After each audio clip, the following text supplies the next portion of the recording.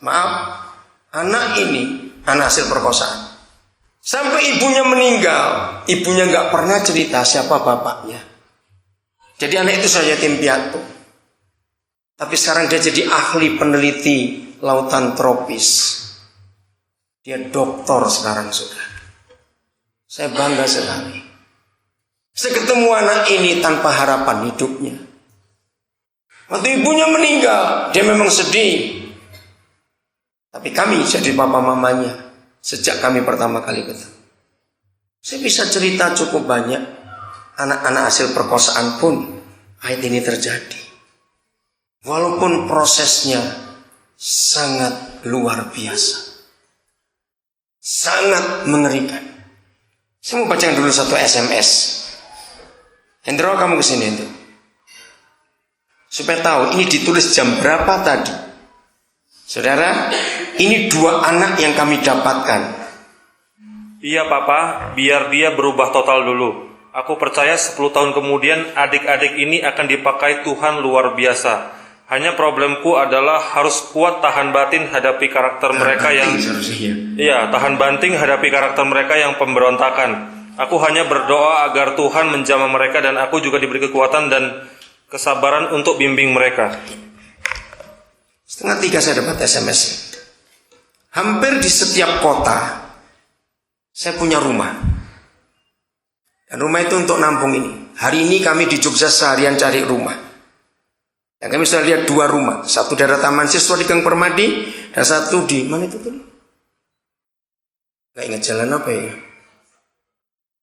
Bukan. Lupa. Ya. Oke, saya lanjutkan. Kenapa, saudara? Nah, 2 anak ini unik. Yang pertama ditemukan orang di jalan. Jadi waktu itu saya dari Nabire mau pelayanan ke pas itu yang mahasiswa NSC. Ya, ingat betul saya. Karena anak itu saya bawa langsung ke sini.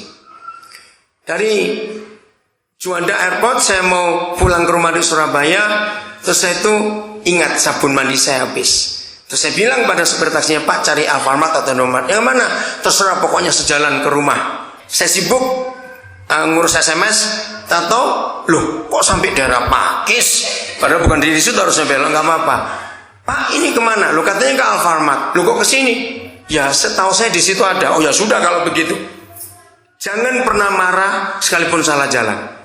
Saya pribadi yang unik karena itu kebenaran. Kalau ada orang salah telepon pun saya nggak pernah marah-marah. Goblok, muter aja, salah nekan aja, enggak. Itu pasti Tuhan yang suruh. Saya bilang nggak salah. Apa yang bisa saya bantu? Saya kenalkan diri saya. Jadi jangan marah-marah kalau ada orang salah telepon. Jadi salah jalan pun jangan marah. Jangan. Bahkan saudara, maling masuk ke rumah saya pun saya nggak teriak. Maling enggak. Cari jiwa itu susah. Ini datang sendiri. Loh serius. Itu hidup saya. Maling masuk saya terima.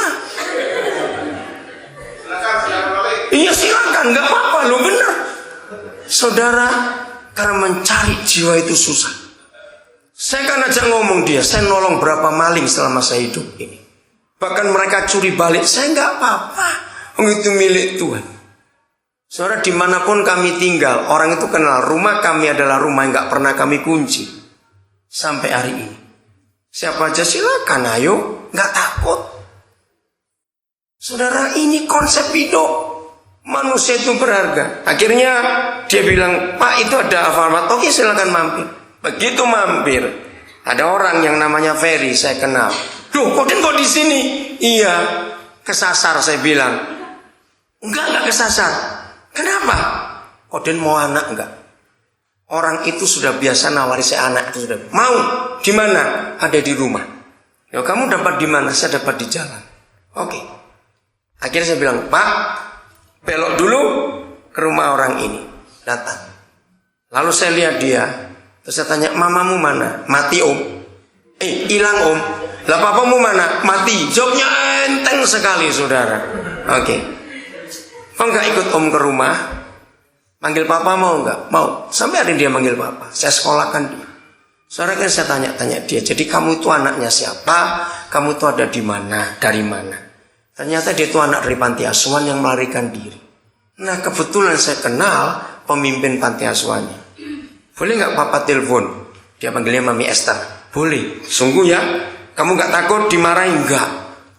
Karena dia merasa aman sudah ketemu kami. Akhirnya saya telepon.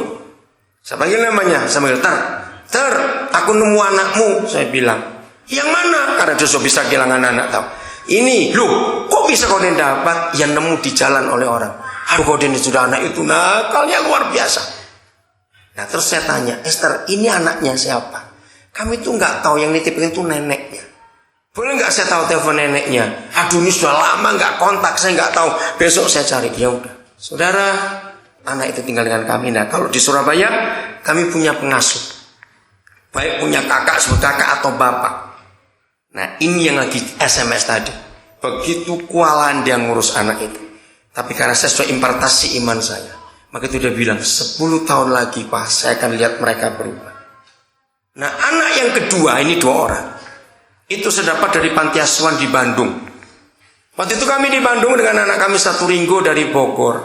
Nah saya harus pulang dulu urusan get fresh. Dan Ringo ini masih tunggu seseorang. Begitu Ringo tunggu seorang di mall di Bandung, anak ini dekati. Loh, kok bisa kamu? Ya cerita. Oh iya. Dia bilang, wah papa pasti senang terima anak begini. Betul saudara. Dia pulang bersama anak itu ke rumah anak saya yang tinggal di Bandung. Begitu sampai rumah, Bang, Pak saya dapat anak. Oh iya, dapat dari mana kamu? Gini, oke. Langsung saya bilang, boleh sekarang ke panti asuhanmu? Saya langsung bilang, panggil papa. Oke. Saya datang ke panti asuhannya, saya tanya sejarahnya. Begitu menyedihkan. Jadi waktu anak ini masih bayi, nggak tahu umur berapa hari, dia ada digeletakkan di depan pintu pas panti asuhan pagi-pagi. Jadi nggak tahu siapa orang tuanya. Dan anaknya memang nakalnya luar biasa. Saudara, di antara hamba-hamba Tuhan di Indonesia, mungkin saya satu-satunya yang punya hobi unik. Hobi saya begini. Saudara pernah ketemu orang hobinya ngumpulin gantungan kunci? Ada orang hobinya ngumpulin perangko? Ada orang hobinya ngumpulin setrika zaman dulu yang gede-gede besi itu. Macam-macam bukan? Nah, kalau hobi saya itu ngumpulin orang rusak. Saya itu makin senang, makin rusak seseorang, saya makin senang untuk miliki. Kenapa? Saya ingin buktikan kepada dunia bahwa Yesus yang bisa merubah hidup orang. Tepuk tangan buat Tuhan Yesus. Dan itu kami buat sampai hari ini. Pak Edo ini sering kena getahnya. Karena kalau saya pergi misalnya Nabire, saya titipkan dia. Aduh, urusannya macam-macam. Yang urusan polisi, yang ngambil anak orang, yang mencuri, aduh, sudah semuanya.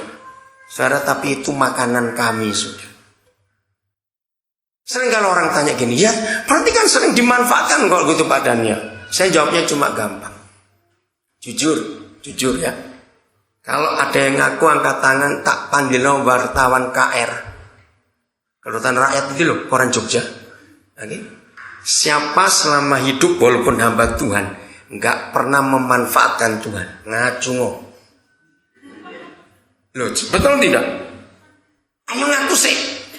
Ada yang nggak pernah memanfaatkan Tuhan selama hidup jadi Kristen? Loh, saya tanya, kok ini bahasa Indonesia loh, saudara? Saya tanya lagi, apa ada di antara saudara selama hidup nggak pernah memanfaatkan Tuhan? Nggak ada. Ya sudah.